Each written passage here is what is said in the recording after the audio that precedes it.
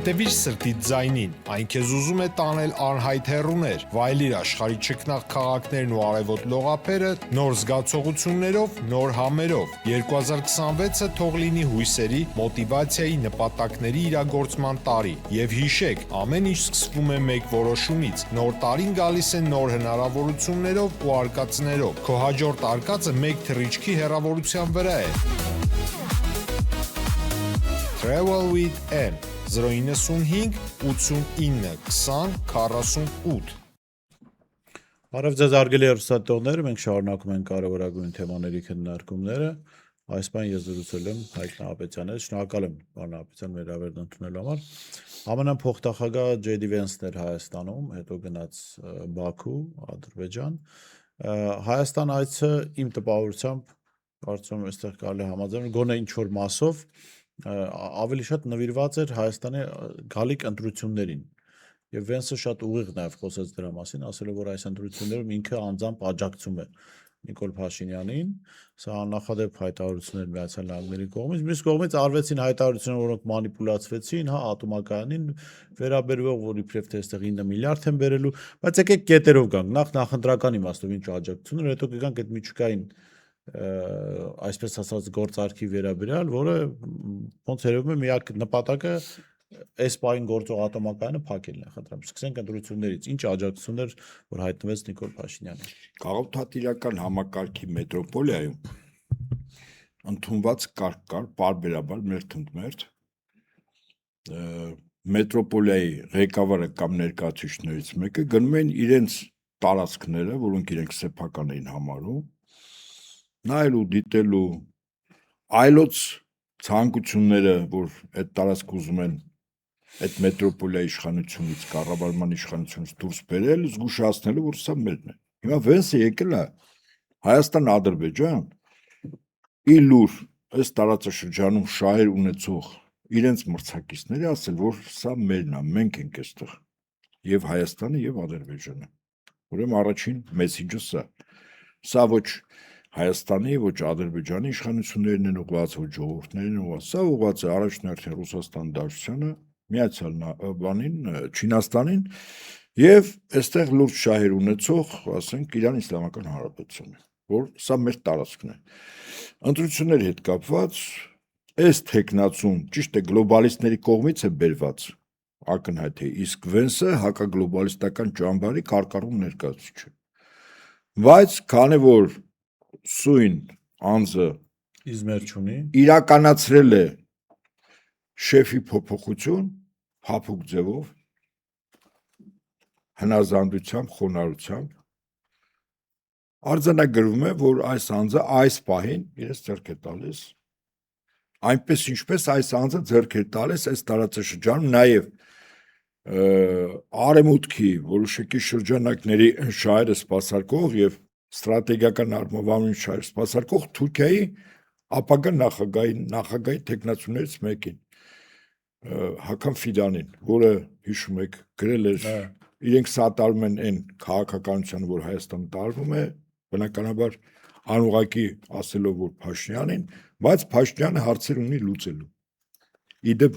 Վենսը նույն բանն էր ասել, այստեղ ինչ որ հələ խնդիրներ կան էլի լուծելու։ Այսինքն դու պետք է անես բաներ, որ վերջնականապես արձանագրե, որ դու մերն ես, փախնելու տեղ չունես, հավատարմության ուխտը արել ես, երթումը տվել ես, մի հատ էլ ուխտերի երթ ես կազմակերպել։ Մոտապես այսպես, սա առաջին մեսիջը Վենսը եկավ դա արեց, որովհետև Միացյալ Նահանգների այս տարածաշրջան մուտքը մի շարք խնդիրներ է լուծում իր շահերի սպասարկման տեսանկյունից։ Ստրատեգիական առումով ինքը փորձում է Ռուսաստանի տնտեսական զարգացման համար ամենակենսական նշանակություն ունեցող հյուսիս-հարավ միջանցքը փակել, որտեղ այդ միջանցքը, որի նպատակը Ռուսաստանից Իրան դուրս գալն է եւ Իրանից հետո տարածվելը, Հնդկաստան, Արաբական աշխարհ, Աֆրիկա, Հարավ-Արևելյան Ասիա երկրն է, հանգուցային երկիրը Իրանն է Ռուսաստանի համար։ Հիմա Ռուսաստանից Իրան 5 ճանապարհ կա։ Մեկը Միջինասիական հանրապետություններով է գնում, դա Ուզբեկստան, Թուրքմենիա եւ Իրան։ Ընդ որում միակն է, որ հիմա գործում է։ Ենթակառույցները շատ վատն են, թողունակությունը քիչ է, բայց գործում է։ Մյուս երկուսը Ադրբեջանով էր անցնում, մեկը Հայաստանում, որը փակվեց Գորիս Կապանի ճակատենի 20 կիլոմետրանոց հատվածը, որտեղ ադրբեջանական զինուժն է վերահսկում։ Մյուսը Կասպից ծովը։ Կասպից ծովով, հա, ուղղակի այնտեղ ենթակառույցները շատ թույլ են, այսինքն տանկերներ այդքան չկան, նավահանգիստները չի բավարարում մեծ թողունակություն բեռների տեղափոխման եւ այլն։ Հիմա ամենի խնդիրը որն է։ Ամենի խնդիրը երկրորդ հյուսիս հարավը փաստացի կտրելն է, փակելն է։ Իսկ դա այնպես ինչպես Ռուսաստանը հյուսիսային ճանապարհով Գրենլանդիայի, այսպես ասենք, կողքով ուղղակիորեն ԱՄՆ-ի անվտանգությանն է սպառնում, որտեղ հրթիռները շատ կարճ ժամանակում են հասնում այդտեղից դեպի Միացյալ Նահանգներ եւ Գրենլանդիան նաեւ ԱՄՆ-ի միացնելու կամ կառավարության տիրույթ բերելու նպատակներից մեկը, որպեսզի Գրենլանդիայում համատարած ռազմական բազաներ տեղադրի հակաօդային պաշտպանության, որոնք կանխարգելիչ կարող լինեն ռուսական հրթիռների, հա, այսպես ասենք։ Երբ շատ բացահայտ ասեց, որ մինչև մեզ հասնել այդ հրթիռները պետք է Գրենլանդիայի վրայով անցնեն։ Դե հիմա Գրենլանդիան դա համար եմ ասում, իրենց նաև բացի այն, որ Գրենլանդիան եւ Կանադան, եթե ԱՄՆ-ի կառավարության տիրույթում է, դա Արկտիկայում ռուսների չափ տարածք ունենալու նշանակում։ Անդերք եւ այլն։ Հիմա երրորդ խնդիրը, որ Ամերիկան այստեղ լուծում է։ Ամերիկան խնդիրը լուծում է Իրանի հետ կապված, որտեվ մինչև 2020 թվականի նոյեմբերի 9-ը Իրանի ոչ նատոյացված սահմանը դա 102 կիլոմետր արաքսի հովիտն էր Կուբատի Զանգելան Ջեբրայել հայկական զինուժի վերահսկողությամբ եւ 42 կիլոմետր այս Մեղրի ագարակի հատվածը։ Սա պետք է վերցվի ԱՄՆ-ի կամ ՆԱՏՕ-ի վերահսկողության ներքո։ Հիմա փաստացեն 102 կիլոմետրը վերցվեց Արցախ հանձնելուց, իսկ այստեղ 42 կիլոմետր է Տրամպի ուղի կոչվածով։ Վստահաբար սա Իրանը ամբողջովին շրջափակման մեջ վերցնելու խնդիր կա, հա։ Սա երրորդ խնդիրը։ Չորրորդ խնդիրը։ Հայաստանը պետք է ներգրավի, ինտեգրվի Իրանի դեմ սպասվելիք ցանկացած գործողության, լինի դա ռազմական էսկալացիա, հատուկ գործողություններ, հետախուզական աշխատանք եւ այլն եւ այլն։ Այսինքն Հայաստանը պետք է դառնա Ադրբեջանի նման պետություն իր ռեսուրսներով։ Պարոն Ապետյան, հենց այս մտահոգությունից ելնելով ես կարծում արժի նաև առանձին քննարկել այդ հետախուզական ԱԹՍ-ների հարցը, որովհետև Միացյալ Նահանգները այսքան ժամանակ Ադրբեջանի կամ Թուրքիայի դեմ որևէ մեկին զենք չի տվել, մեզ էլ երբեք չի տվել։ Կարելի է եզրակացնել, որ հենց Իրանի դեմ նախատեսվող գործողությունների համար է աշխատելու այդ ԱԹՍ-ները։ Դուք այդ ԱԹՍ-ի նկարը տեսել եք։ Այո։ Ուրեմն այդ ԱԹՍ-ները օգտագործվում են ավիակիների վրա։ Այո։ Ինչու։ Հիմնականում։ Ինչու։ Որտեվ ուղղայած կարողանում է թռիչք։ Թռիչքը պետք չի։ Այո, շատ ճիշտ եք։ Եվ իջնելու խնդիր, հա։ Սա հիմա հարց է առաջանում։ Ավիակիրի վրայի աշխատող ԱԹՍ-ն ինչու է Հայաստանում հայտնվել։ Իբր մեր պաշտպանունակության մեծացման համար ժպիտա չի առաջացնում։ Ես կարող է Սևանում նավատորմ ենք ունենալու ավիակիրներով։ Այսպես է կանում էլի, որ այսպես է լինում։ Ես կարծում եմ, որ այդ հետախուզական միավորները, անօթաչուները դա եւս Իրանի դեմ աշխատելու համար, այնպես ինչպես արդեն երրորդ տարին է Հայաստանում աշխատում է օրենքով դիվանագիտական անձեռնխելություն վերապահված Եվրոպայի եվրոպական քաղաքացիական դիտորդական առաքելություն, որ բոլորը հետախուզներ են, պրոֆեսիոնալներ են։ Սա եւս իրենք երկու խնդիր են լուծում։ Իրանի սահմանի հետ կապված եւ ուրեմն 102 ռազմաբազա։ Հիմա ԱՄՆ-ը այստեղ այդ առումով այդ տեխնիկան տալիս է։ Ես կարծում եմ շատ ավելի շատ բաներ է տվել, ուղղակի դրա մասին չի բարձրացայինվում, որտեվ ըստ օդում կախված լուրերի Վենսի հետ Հայաստան մոտ տարբեր գնահատականներով մոտ 2 տասնյակ ռազմական բեռնատար ինքնաթիռներ են եկել։ Վստահաբար դա Վենսի ավտոմեքենան եւ սպասարկող անձնակազմի տեխնիկական միջոցները չեն եղել, էլի։ Հա, ընդունենք այսպես։ Իսկ ես կարող եմ այդտեղից ենթադրել, որ Հայաստանը լրջագույն կերպով պատրաստվում է Իրանի դեմ գործողությունները, որպես, ինչպես ասում են, ոլտատեղ։ Այդպես։ Իդեպ այդ ինքնաթիռների մասին եղավ նաև հրապարակում, սա ուղղակի բան չի, 20-ից ավել ռազմական բեռնափոխադրող ինքնաթիռներ են եկել, այստեղ մի փոքր ավելի պակաս կարծեք Բաքու են գնացել։ Ինձ մի պահ թվաց, թե անվտանգության ապահովման համար են արել։ Այդպիսի անվտանգություն ապահովում է։ Չի լինում, մեկ ինքնաթիռը առավելագույն երկուսը տեխնիկական միջոցները ավտոմեքենաները բավարար է։ Ակնհայտ է, չէ՞ որ այդ բոլոր ինքնաթիռների մեջ հրուշակեղեն ու քաղցրեղեն է լցված։ Այլ ձևով չէին կարող բերել, եթե ոչ ռազմական ինքնաթիռներով, այդպես։ Չուպա-չուպս են բերել։ Ասենք մոտավորապես այդպես։ Այո, այո։ Գանք միջուկային այդ թեմային, սկզբում իշխանությունները մանիպուլացրեցին, ես ասեմ բավական լավ աշխատել է այդ մանիպուլյացիան, ժողովուրդը հիմա սպասում է Նիկոլ Փաշինյանի իշխանության հավատացող ժողովուրդը, որ 9 միլիարդ փող է սա գալու Միացյալ Նահանգներից, ու արդեն բաժանել են իրար մեջ մարդը $3000 փող է ասնում, բայց իրականությունն այն է, որ մենք պիտի 9 միլիարդ տանք կամ պարտք վերցնենք պետության վրա, պետությունը խրելով վերցնես Պետությունը Ամերիկացիների վերցնում, որը նստում է Հայաստանի քաղաքացիների հարկատուների, ինչպես ասում են, ամեն հարկատուի այս պահին եղած $4500 պարտքին կգումարվի եւս $3000 պարտք։ Այսինքն ամեն մարդ, նաեւ նորածին երեխան պարտքելի $7500, այո, 7000 ու ամեն 4-5 հոգանոց ընտանիք նորմալ պարտքատեր ընտանիք են աշխարհին։ Եվ Մեծ մասը Միացյալ Նահանգների։ Բայց իմ մոտ տպավորություն է, որ խնդիրը դրված խորհրդային տեխնոլոգիաներով, այսպես ռուսական կառավարման ներքո գտնվող ատոմակայանը փակելուն։ Եվ այս իմաստով ես ինչու եմ մտահոգված, որ որևէ ատոմակայան չեն էլ պատրաստվում սարքել, հատկապես հաշվի առնելով են, որ մոդուլային ատոմակայանների գործածման փորձ Միացյալ Նահանգները չունի, արտադրություն չունի։ Այո, եւ այդ առումով կա միայն Ռուսաստանի եւ Չինաստանի փորձը հաջողված։ Եվ հաջորդ հանգամանքը, որ ինձ ստիպում է կարծել, որ խնդիրը դրված է միայն ատոմակայանի փակման, որ սրանից առաջ հայտարարվեց, որ $500 միլիոն ծախսվելու է հայկական էլեկտրացանցերը միացնելու Թուրքիային, հետո հայտարարվեց, որ Ադրբեջանի հետ մի համակարգ ենք դառնալու։ Այնտեղ տրամաբանական հարց է առաջանում, որ մենք ավելցուկ ունենք, ադրբեջանցիները ավելցուկ ունեն, այդ համակարգերը միացնում ես իրար հետ ավելցուկ ուր է գնալու, այստեղ պատասխանը գալիս է, չէ, պատասխանը եթե ատոմական չենք ունենում, մենք ավելցուկ չենք ունենալու։ Բայց այդ ավելցուկը մեր մոտ լինում է ամառային սեզոններին, այդ պանելային, հա, արևային էներգիայի օգտագործում, բայց դա կուտակման հնարավորություն ունենաս, որը չունես, նույնիսկ դա հիմա գլխացավանք է իշխանության համար դարձել այդ ավելցուկը, բայց ձմռան ամիսներին ինչ։ Ձմռան ամիսներին խնդիրներ լինելու։ Չէ, երբ որ մենք ատոմակայանը չունենանք, այսինքն էլեկտրաէներգիա արտադրող 40%-անոց հզորությունը կորցնել է։ Լավ, եկեք այսպես ասենք։ Եվ այդտեղ արդեն Ադրբեջանի ավելցուկը մեզ պետք է գա, որտեղ մենք պակասորդ ենք։ Ցանկացած երկրի տնտեսության հիմքը հոսանքի արտադրությունն, առանց հոսանք ոչինչ չկա, ընդունում ենք։ Հայաստանը ամբողջովին ինտեգրվի Թուրքիայի տնտեսությանը։ Դա նշանակում է, որ Հայաստանում հոսանքի արտադրության կառավարիչները եւ որոշումները պետք է կայացնեն Թուրքիայում։ Հիմա Թուրքիան որոշում է այսպես. ատոմակայանը փակել, որի վերաբերյալ ընդ որում ղեկավարները այդ երկրի երբեցե չեն սեթևեթել։ Բարձրաձայն հրապարակով ասել են, մեկ երկրորդ անջատել ռուսական գազից, մեր երկրի հոսանքի արտադրության 1/3, որը ատոմակայանն է տալիս փակել, այսինքն 1/3 միանգամից մինուս ես դու ունենում։ Վերադարձ 90-ականների սկիզբ։ Եվ ադրբեջանական գազն էլ կտրվի բնականաբար նախապայմաններով։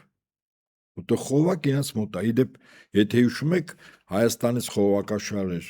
գազի մտնում Արցախ Շուշիով, իրենք մի պահ փակեցին, հետո դրեցին փական եւ այդ փականով իրենք էին օգտագործում, իրենք էին որոշում Ստեփանակերտ կմտնի գազ, թե չի մտնի։ Եվ նույնը այստեղ է լինելու, էլի։ Եվ ըստ այդմ մենք արձանագրենք այդ 9 միլիարդի հետ կապված, հա, 5 միլիարդի փր մոդուլային, նա 4-ը սպասարկում է։ Ես կարծում եմ 9 միլիարդը, քանի որ ամերիկյան ներկայիս վարչակազմը շատ լավ բիզնեսմեն է նաև իրենց բնույթով, բայց գիշատիչ բիզնեսմեն, էլի։ Դիմացը թուլությունը տեսա, միանգամից խժռելու է։ 9 միլիարդ ես կարծում եմ Փաշինյանը կաշառք է տալիս Ամերիկայի 1-2 տնտեսվարող սուբյեկտներին իր իշխանության վերարտադրության համար, ոչ ավել ու ոչ պակաս։ 9 միլիարդ։ Բայց մեր գրպանից։ Բայց չէ իր գրպանից, իհարկե մեր գրպանից։ Կարող ինքն էլ ունի 9 միլիարդ։ Ինք ունի, քեզ ինչ։ Այս 9 միլիարդը վարկ ես վերցնելու դու։ Հա, դա եւ ներդրում ես անում ամերիկյան տնտեսվարող սուբյեկտների վրա։ որը իբր ատոմական տիկա մոդուլային ատոմական ինքն էլ կառուցում այն ինչ-որ մի բան մեկ էլ բարձում է ջերմոցը դա ատոմական չի ասում է վայ սխալվեցինք ով էր մեղավոր ահա Պողոսը Պետրոսը Մարտիրոսը ձերբակալել դատել երկուսը փախած են երրորդը երկնքում է հայտնվել արդեն հիշում եք մի ավիաընկերության վրա ներդրում արեցին չէ Այո։ հետո սնանք ճանաչվեց Այո։ մի օքել փախած է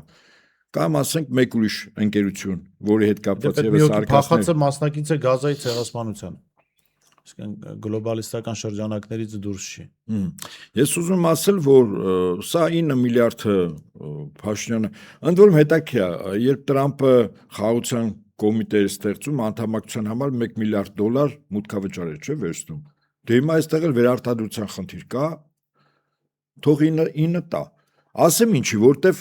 Փաշինյանին փոխարինող շատերը կան, որոնք ԱՄՆ-ի քաղաքականությունը այստեղ վստահաբար կարող են առաջ տան, ընդ որում քիչ կեղտոտված, հարաբերական առումով մաքուր ժողովրդի մոտ ընկալել իդեպ ասեմ ձեզ, որոնք համոզված են, որ իսկապես ճիշտ է, որ տարածաշրջանում ԱՄՆ-ը եւ իր դիրքերը լինի գերակա։ Հիմա ԱՄՆ-ի համար խնդիր չի, չէ՞, Փաշինյանը փոխել է այդ մեկին բերելը։ Փաշինյանը վարչապետի աթոռ 9 միլիարդով փորձում է գնել։ Հա, այդ կոպիտաս,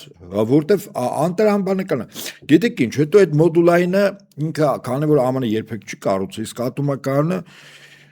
կառուցելը դա առաջին անգամ դա կարող է նաև խնդիրներ չի առաջացնել տեխնիկական վթարներ, արտահոսք, ռադիացիա, չէ, փոքր տարածքի վրա։ Ես միշտ մի օրինակ եմ բերում, կա այսպիսի կազմակերպություն, առողջապահության համաշխարհային կազմակերպություն, որոնք նոր վակցինաներ, որ ստեղծում են ինչ որ համավարակների դեմ, հա, վիրուսների դեմ,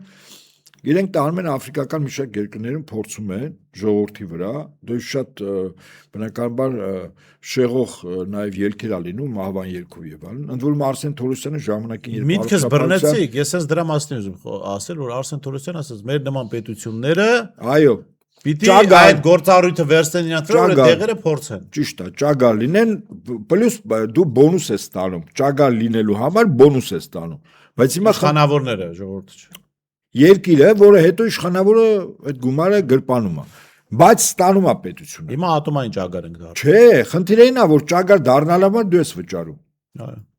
Տարբերությունը ակնհայտ է, չէ՞։ Եթե քեզ վրա փորձարկում են, քեզ մի բան տալիս են։ Այդ գումարը, ասենք դու վակցինայի փորձելու արդյունքում մահանում ես, բայց ընտանիքդ ինչ որ գումար ստանում է։ Այդ գումար դրա համար են տալիս։ Իսկ այստեղ մենք ենք գումար տալիս, որ տանք, որ դառնանք ճագար։ Ես ենթադրում եմ, որ սա տակ ավելի շուտ այլ բան է թաղված։ Այս 9 միլիարդը, այո, վերարտադրության գումարն է։ Տեսեք, մենք խոսեցինք Միացյալ Նահանգների դիրքորոշումից, սրանից առաջ խոսել ենք Հական Ֆիդանի հայտարարություններից, Եվրամիության կայակալացների հայտարարություններից, չնայած Եվրամիությունը շատ գործիքակազմ չունի, բայց Թուրքիան, Ամերիկան ավելի ազդեցիկ էսպես դերակատարում կարող են ունենալ ընտրություններում։ Լավ, ինչու է, երևի այս հարցը մի անգամ էլ ենք քննարկել Հական Ֆիդանի ժամանակ, ինչու է լռում կամ ինչու ոչինչ չի անում Ռուսաստանի Դաշնությունը։ Ինչ անի։ Ինչ որ բան անի, չէ, այդպես չի, եթե մի ասում բան եք վերցնի միտեղ դնի, ինչ որ բան պիտի անի, չէ, աշխարհակաղակական կենտրոնա, մենք իր աջակցության կարիքը ունենք։ եւ Հիմա հայ ժողովուրդը կամ հայ ժողովրդի կեսը կամ կեսից ավելը կարող է պայքարել ու հաղթել, ասենք, Հական Ֆիդաններին, JD Vance-երին, Միացյալ Նահանգներին, իրենց փողերին, տեխնոլոգիաներին ու տնտեսությանը։ Ես մի օրինակ բերեմ, հարցի մեջ կա տրամաբանություն, կա ներքին դժգոհություն, որը եւս բնական եմ դիտում, բայց եթե մի քիչ ավելի լուրջ նայենք, այդ ներքին դժգոհությունը պիտի մեզնից դժգոհենք։ Օրինակ, այս վերջերս 1-2 տարվա ընթացքում աֆրիկական մի շարք երկրներում, որոնք հանձնանում են Ֆրանսիայի գաղութ պետություններ, որոնք թալանվում էին, ասենք ուրանի արդյունահանումը բաց էր արվում։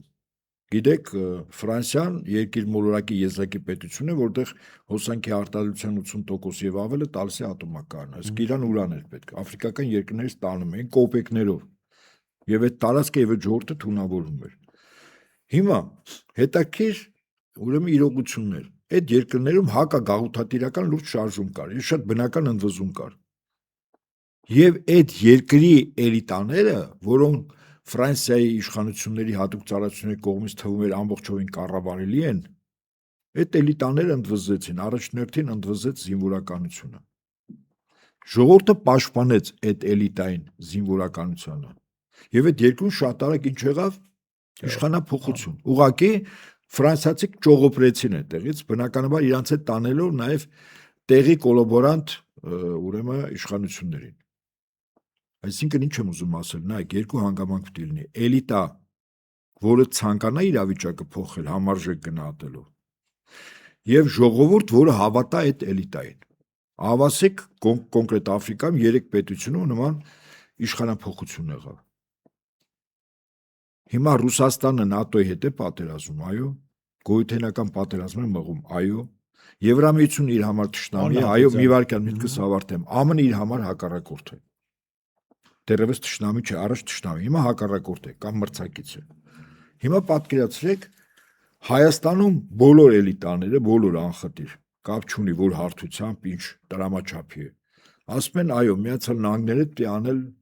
լուրջ ստրատեգիական հարաբերություններ, պետք է տնտեսություն, պետք է բարեկամություն, մի մասը ասում է նույնը Եվրոպայի հետ, հա, Եվրոպայի հետ, Եվրամիության անդամ պետք է դառնանք։ Հիմա Ռուսաստանում նստած են մասնագետները, ուղղակի կենտրոնները, ասում չհասկացա։ Այսինքն Հայաստանում էլիտաները չգիտեն, որ մենք ՆԱՏՕ-ի Եվրամիության հետ պատերազմի մեջ ենք։ Ինքն էլ մեր դաշնակիցն է, ռազմավարական համարվում, ճիշտ է։ Բայց էլիտաները չեն ասում, եղբայր, եթե մեր ռազմավարական դաշնակիցը Եվրամիության ու ՆԱՏՕ-ի հետ պատերազմում է, դու ո՞նց ես ուզում Եվրամիության անդամ դառնալ կամ ընդդիմություն, ինչու այնպես չես ընդվզում, որտեղ Եվրամիությունը դիտարկես որպես թշնամի։ ՆԱՏՕ որպես թշնամի, որտեղ քո ռազմավարական դաշնակցի հետ այնքը պատերազմում։ Կա նման վերաբերմունք Հայաստանում։ Չկա։ Չկա։ Դե Ռուսաստանի վերաբերմունքն էլ այդ կեցվածքին համարժեք է։ Ես պատահական չբերեցի Ֆրանսիայում ֆրանսիական 3 գաղութների մասին։ Շատ լավ օրինակ վերեցիք Ֆրանսիայի աֆրիկյան 3 պետությունից, բայց այդտեղ ուզում ինչ որ Վագներ կազմակերպություն կար, ինչ որ Ուրեմն երբ որ էլիտան եւ ժողովուրդը ցանկանան, ցանկացած Վագներ այդ բան կգա կողքդ կկանգնի։ Ну մեզ Վագներ պետք չի։ Ես չգիտեմ ինչ։ Հա, մենք քաղաքական աջակցություն ենք ուզում։ Մենք հարգելիս մենք Վագներ էլ կարանք ստեղծենք, հա, մենք իրավիճակն էլ կարանք փոխենք։ Վստահաբար եմ ասում։ Որտեւ 80-ականներին մենք անցել ենք շատ լուրջ փորձառությամբ եւ ծանր հաղթանակներ ենք տարել, բայց խնդիրն այն է, որ մենք իրավիճակը հիմա համարժեք չեն գնահատում։ Պարոն Հապետյան, անդիմադիր գործիչներ բան նստած լսում են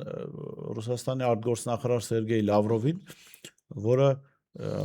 Միացյալ Նահանգների հետ համագործակցությունից է խոսում, տնտեսական փոխգործակցությունից, ներդրումներից, հա։ Իր գործը հենց այդ խոսալն է։ Դիվանագիտությունը գիտեք ինչ է։ Հա, այս խաշան դիմադիրներն են լսում են, ասում են ախպեր ուրեմն Ամերիկան բան Արգելից չի։ դիվանագիտությունը ինչ է։ Չէ, ուրեմն էլի չէ, էլիտա չի։ Դա սուրճի բաժակի շուրջ գյալաջի անող մարդիկ են։ Դիվանագիտությունը իրական մտքերը թաքցնելու արվեստ է եւ ինստիտուտ է։ Այսինքն դու անում ես մի բան, որովհետեւ այդ մի բանը չբացահայտվի, որտեվ կամ մրցակից հակառակորդ կամ թշնամի։ Դիվանագիտական կորպուս է սարքում, որը սկսում է այդ ամեն ինչը քողարկել առավելագույնը, որ չբացահայտվի։ Դիվանագետը դա։ Եկողա մեր անդիմադիրներն էլ են քողարկում իրենց իրական նպատակները։ Աչքով Ռուսաստանին հասկացնում են, որ ՆԱՏՕ-ն թշնամի է, բայց չէ, հիմա այդ ընդդիմադիրները թաքուն պիտի չանեն, դիվանագիտություն չանեն։ Եվ ոնց որ ես նույնց եմ Աֆրիկայում այդ երկրները ինչ երիտասարդ 30-ական 30 քանի տարեկան այդ տղան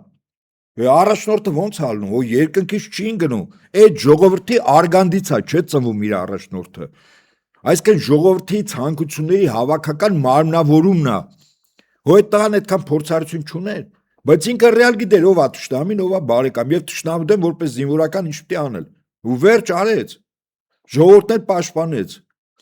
Վերջ ֆրանսիացիք ճողոպրեցին։ Բայց է իրականությունը։ Ինչ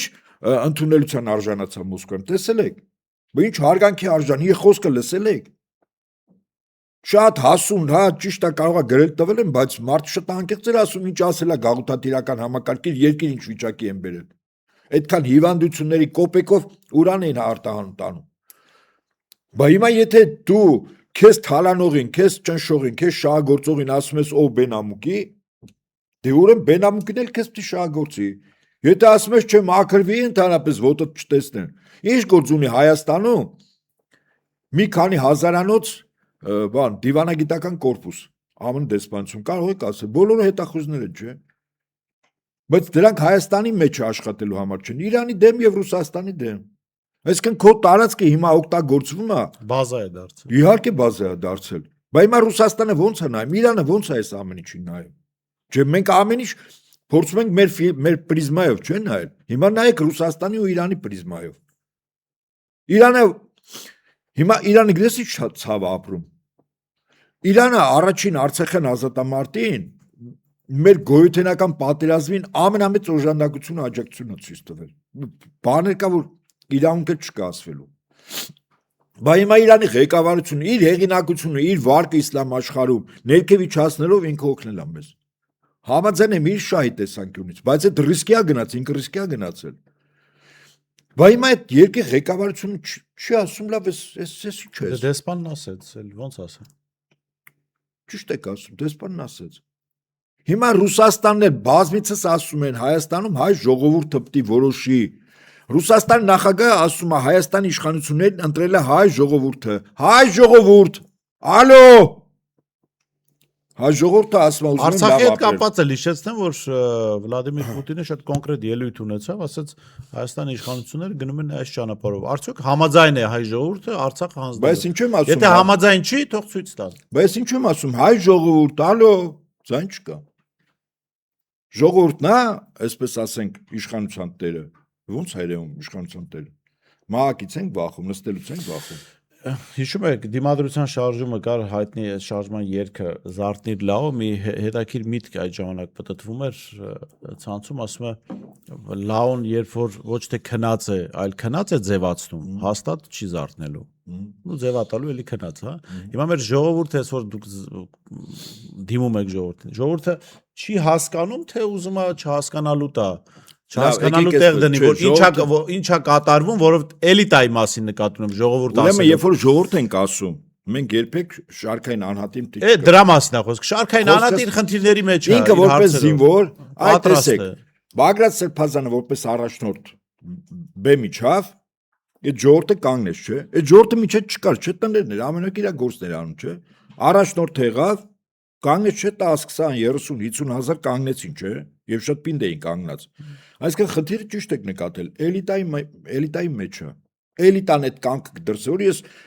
օրինակը զուգահեռը պատակը չբերեցի աֆրիկական երկրին։ Այդտեղ էլիտան կանգնեց առաջին, հետո ժողովուրդը գնաց պաշտպանեց այդ էլիտային։ Էլիտան պիտի կանգնի, էլիտա պիտի ճիշտ գնահատի։ Համաձայն Դե եք։ մեր մոտ մի քիչ տարօրինակ բան կա։ Մարդիկ էլիտային համարում նրանց, ովքեր շատ փող ունեն, իսկ էլիտան պիտի, այո, էլիտան պիտի լիներ այն մասը, որ առաջինն է պատասխանատվություն ստանձնում եւ առաջինն է ռիսկի գնում ժողովուրդը։ Եվ կարող է ստանձնելուց հետո արդյունքներ ցույց տալ։ Այո։ Ծալքը տարած մեկն էլ կարող է վերցնի ասի ես պատասխանություն եմ վերցնում, բայց տանի փոսը չէ գցի։ Չհասկանալով որ դա ինչ է, այդ մեքենա վարել ինչ է։ Բայց այն ինչ որ արվեց աֆրիկական երկրում, այդ մարդիկ անցան Ռուբիկոն են անցել։ Գնացել են դեռ ռիսկի։ Ֆրանսիան վերջին պետություններից չի։ Եվ անհաջողության դեպքում այդ բոլորը գլխավոր բոլորը վստահաբար կասկած չունենակ։ Վարեցին արդյունքը տեսան։ Հա Վագներն էլ կողքը կանգնեց, բայց Վագներին չի համարա։ Չի Միացյալ Նահանգները չունի մասնավոր, Վագներն նոր է ստեղծվել։ Իսկ Միացյալ Նահանգները տարներ Բրիտանիան բանը խաղաղության մունետիկներ, չգիտեմ, արդարության մունետիկներ, խաղաղության կորպուս, բոլորը այդ բաներն են, հատուկ ծառայություններն ու բանակի սպաներն են, տարբեր դրոշների տակ։ Սիրիայում այդ քիմիական զենքը, որի փրկան, բրիտանացիք էին, ղեկավարել մի վեցի նախկին գնդապետ էր, ստեղծողը։ Հիմա եւ հետեաբար մենք եկեք նայենք, հա, ճիշտ դնենք հասցեատերն ու պահանջատերը։ Առաջին հերթին սա էլիտայի խնդիրն է։ Էլիտան ճիշտ կեցված դրսևորեց, ճիշտ է որ ժողովրդին բացատրեց։ Հիմա մի զուգահեռ բերեմ։ Եկեղեցու դեմ պայքարի ժամանակ եկեղեցու էլիտան շատ ճիշտ դիրքորոշում հանդես բերեց։ Եկեղեցու նվիրալ ու հավատավոր զավակները ճիշտ բառամթերքով մարդկանց հետ խոսեցին։ Լրատվամիջոցները այդ տեղեկատվական օրակարգը փայլուն կերպով գեներացրեցին եւ կոտրեցին Փաշինյանի տեղեկատվական օրակարգը։ Եկեղեցու զավակները այդ էլիտայի շուրջը համախմբվեց եւ իշխանությունը պարտվեց, չէ՞։ Արձանագրում ենք, չէ՞, ոնց եղավ։ Այսինքն շատ կարևոր է էլիտան։ Էլիտայի խոհեմությունը, վճռականությունը, պատասխանատվությունը, պատասխանատվություն վերցնելու եւ չվախենալու, չընկրկելու նաեւ քաջությունը կա, չէ՞։ իրանց մեջից ներքին այսպես թիկունքից դաշնով խփող քանակ էլ կար, չէ՞, դրան դիմագրավելը եւ այդպես շարունակ։ Հիմա նույնը քաղաքական ոլորտում, այսինքն եկեղեցու բարագայում ես զուգահեռում եմ, որ այդտեղ հաղթանակը ոնց եղավ։ Նույնը այստեղ պետք է արվի, այստեղ չի արվում։ Բայց եթե չի արվում, դու պարտվես, բան չի պետք անես։ Եվ ծուլություններ չունենաս, ասես, որ այս պարտության եւ այս բոլոր ցանը հետևանքի համար մեղավոր է Ռուսաստանը եւ բոլորը։ Իրանը, Ռուսաստանը, Չինաստանը, չգիտեմ, բոլորը մեղավոր։ Ամենևին մեղավորության մասին չի, տեսեք, Վենսը եկավ Հայաստան, այցի առաջին օրը արևմտյան ֆինանսավորմամբ գործող քարոզչական հարթակներից մեկը գրեց, որ միջև աշուն ռուսական ռազմաբազայի հարցը կլուծվի։ Իսկն հերացման պահանջ կդրվի։ Չի բացառվում։ Հաջորդ օրը Նիկոլ Փաշինյանը հարցազրույց տվեց եւ ասաց, պարզվում է, որ մեր երկաթուղի խնդիրը այն է, որ ռուսական կառավարման է։ Աշխարհը, իբրև թե Թուրքիան, որը շատ այլ ոլորտերում համագործակցում է Ռուսաստանի հետ ու որևէ խնդիր չի տեսնում։ Խնդիր է տեսնում, որ հայկական երկաթուղին ռուսական կառավարման ներքո եւ դրա համար են իրենք Իգդիրից նոր երկաթուղի կառուցում դեպի Նախիջևան։ Իհարկե, եթե Փաշինյանը սա չի հասկանում, ես վստահ եմ հասկանում է ինքը, որ թուրքերը ուղակի պատրվակ են օգտագործում, եթե օգտագործում են, որ Հայաստանին շարունակեն շրջափակման մեջ պահել միևնույն ժամանակ օգտվեն Թրամփի երկաթուղին վերցնելու խնդիր կա։ Այո, Թրամփի ուղուց եւ եթե այդ երկաթուղին մարգարայով մտնում գալիս է երասխով գնում է Նախիջևան, ապա դա պետք է լինի թուրքական կառավարման երկաթուղի։ Ուրեմն ասեմ ձեզ, հիմա էներգետիկ համակարգի մասին վերջերս ասացին, որ պիտի ինտեգրվի եւ միանա ադրբեջանական, բնականաբար հետո թուրքական էներգետիկ համակարգի։ Թուրքականի մասով Եվրամիությունը 500 միլիոն եվրո վարկ պատրաստ է տալ։ Հիմա նույնը երկաթուղին է լինելու։ Ատոմը կանի փակելու թիմ եք շահառում Թուրքիան է, գիտեք ինչու։ Որտեւ ինքը չի կարող հանդուրժել մի երկիր, որտեղ պոտենցիալ առումով կարող է այդ երկիր միջուկային տերություն դառնա։ Կամ կեղտոտ ռում ստեղծել։ Ինքը չի կարող։ Իսկ մենք այդ հնարավորությունը այսօր ունենք։ Փակել ատոմական նշանակում է հնարավորությունը վերացնելու վերջ։ Ու վերջ։ Դա վերջին Հայաստանի ժանիքն է, այդ ժանիք ուզում են կոտրել ու թեման փակվում է։ Այդքան բան Փաշինյանն լծվել է այդ գործին։ Միանգամից կոնկրետ կոչ չի կարամ։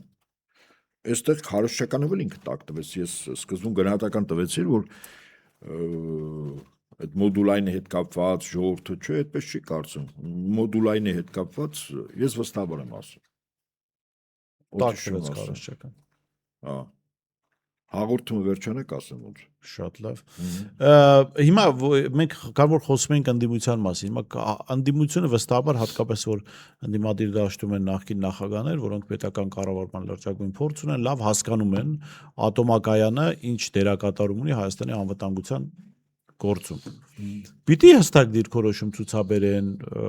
կոնկրետ քաղաքական օրակարգ ձևավորեն դրա շուրջ, որ մենք չենք կարող հրաժարվել այդ անվտանգային նաև բացի էներգետիկ անվտանգային նաև թարմպես պաշտպանական իմաստով անվտանգային գործիքից։ Ընդդիմությունը ով։ Իսկ ինչու՞ց։ Ես ասում եմ պիտի անեն թե չէ։ Եկեք այսպես, հա, ընդդիմության համար նախ 3 ոլորտ կա, որտեղ ընդդիմության յուրաքանչյուր ուժ, տեխնացու, միավոր դաշինք տիկեցած դրսևորի։ Առաջին անվտանգությունն է, երկրորդը տնտեսությունը, երրորդը հոգևոր հարցությունը։ Եկեղեցի հոգևոր հարցություն արժե համակարգ։ Հիմա այս 3-ում նայեք, առաջին 2-ում տարամբռնումներ կան։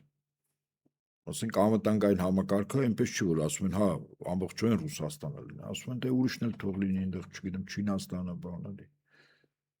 Կա չէ տարամբռնում։ Տնտեսության առումով ասում են, հա, իսկ ինչու միայն Ռուսաստան, հենա Եվրամիությունը քնում զարթնում է, մտածում թե Հայաստանի ոնց օգնի։ Ամերիկան ինչ լավ շուկա է, թե այդ երկրները ուրեմն բոլոր երկրների տնտեսությունը ոչնչացնում են, որ այդ երկրներին դարձնեն իրանց ապրանքի համար շուկա ու վերջ։ Այսինքն կռիվը գնում է շուկաների համար։ Դու պիտի չունենաս արտադրություն, դառնա շուկա, հա։ Այսինքն տեղել կա տարամբռնումը ընդդիմության։ Եվ միակ տեղը, որտեղ ընդդիմությունը ունի նույն արտությունը, եկեղեցու հետ կապված է։ Համաձայն եք։ Դա էլ ձեզ այն պլատֆորմը, որտեղ հնարավոր է ընդդիմությունը մի դրոշի ներքո հանդես գալ, միակը, այլը չկա։ Առաջին երկուսում տարամբռունները ակնհայտ են։ Ես չեմ ուզում հիմա հիմնավորել որնա ճիշտ, որնա սխալ, իմ մոտեցումներս ունեմ եւ երբեք չեմ էլ թաքցել դա։ Այսինքն նաև քաղաքական process-ների իմաստով հարթակ դառ։ Այո, ես ասացի, չէ։ Ընդդիմությունը ասելով ես քաղաքական միավորներն եմ ասում, հասարակականների Չէ, եկեղեցու բան իմաստով։ Այո, ասում երեք հարթությամբ է, հիմա այս միակ հարթությունն է, որտեղ կա դրոշ, նույն դրոշը։ Ընդ որում ասեմ, դեկտեմբերի 18-ին շատ հետաքրքիր նաև այդպես եթե մի քիչ ավելի խորքային վերլուծում ենք, ընդդիմության տարբեր թևերի, այդ թվում նաև կուսակցությունների, առաջնորդների, իրենց շրջապատի մարդիկ 18-ին իրար կողք կանգնած էին։ 18-ին ներսում եկեղեցու դրսում պահում էին։ Սա ցուցիչ է։ Այսինքն ընդդեմով կարող ես ժամանակավորապես որոշակի հաղթանակ տոնել, բայց ինքը երկարատև չի, ատելությամբ վախով։ Երկարատևը սերն է։ Սիրով երկար ես էլի, սերը չես կարող, այսօր սիրում ես, վաղը չես սիրում։ Հիմա սերը առ Աստված, սերը այդ քո եկեղեցին, արժեքների, վելն ինքը խիստ երկարատև է, էլի։ Մեղմ ասած այդ հնարավոր չի քանդել ջարդել։ Ես էլ ասում սա միակ դրոշն է, վստահաբար։ Կոնսոլիդացիա, ասում են, չէ, կոնսոլիդացիա։ Դրոշ է սա։ Եվ ընդ որում ցույց տվեց, որ այդ դրոշի տակ մենք կարող ենք հավաքվենք ու հաղթում ենք։ Մինչև հիմա բանը մռնչում է, չէ՞, օրվա իշխանությունը, այս եկեղեցու հետ կապված։ Հիմա էլ մի զուգահեռ գտել իսլամ ծայրահեղականության զուգահեռում այևան։ Մոգոնում են ինչ-որ բաներ։ Երևի իրականում պետք է իսլամ ծայրահեղության հանդիպել Դու ինքը Նիկոլ Փաշինյան իմանար դա ինչ ինչ է, բան է իսլամ իմանար դա ինչ է ծայրահեղությունը, եւ ինչպես կարելի է դա համատել հայ առաքելական եկեղեցու հետ։ Ու ես առաջարկում եմ Նիկոլ Փաշինյանին տանել Սիրիա, այնտեղ այդ ճամբար կա, Կամփահոլ է այնտեղ։ Իսլամական ծայրահեղականություն կա։ Տեսարժան վայրեր դիտել, չէ՞։ Մի շաբաթ կարելի է պահել այնտեղ, ինքը կտենա իսլամական ծայրահեղականությունը ինչ է։ Ու եթե հետ գա, բայց հետ գալու երաշխիքով թե չէ։ Դա ասում եմ, հետ գա մեզ կպատմի իսլամ ծայրահեղականությունը ինչ է։ Լավ, պարոն Հապետյան, հիմա Վենսի գնալուց հետո Նիկոլ Փաշինյանի դիրքերը քարոզչական իմաստով ամրացան թե ոչ մեկ, եւ երկրորդը սպասում է այսպես կոչված եվրոպական առաջնորդների հետ համագումարը, այո, այստեղ։ Եվ դա էլ կարծեք թե հենց այդ նախընտրական տրամաբանության մեջ է ընտրված, որ հենց Հայաստանը պիտի լինի, երևի թե այստեղ Էրդողանի գալու հնարավորությունն էլ կա, կարող է Ալիևն էլ կա, քննարկում են այդ տարբերակները, հա։ Դա էլ լինելուց հետո քարոզչական իմաստով ինչ դիրքում կա հայտնվի Նիկոլ Փաշինյանը։ Խիստ շահեկան։ Այդ քարոզչության իմաստը գիտեք որն է։ Փաշինյանին կրկին անգամ այս նախընտրական շրջանում տրվում է կանաչ լույս ամեն ինչ անելու։ Այդ թվում նաև ընտրությունների ժամանակ եւ հետընտրական գործընթացներում։ Այդքան բան։ Ասում եմ տղա ջան, դու մերն ես։ Ինչ անես աշկերտս փակելու ենք։ Ու վերջ, այդքան հերիք չի։ Բավարար չի։ Բավարար է։ Դե վերջ, այդքան բան։ Շատ լավ։ Պարոն Հապետյան, շնորհակալ եմ, շատ հետաքրքիր եմ լսել ձեզ։ Ես շեշտեմ զրուցում էի Հայկ Նահապետյանի հետ, տեսություն կհանդիպենք։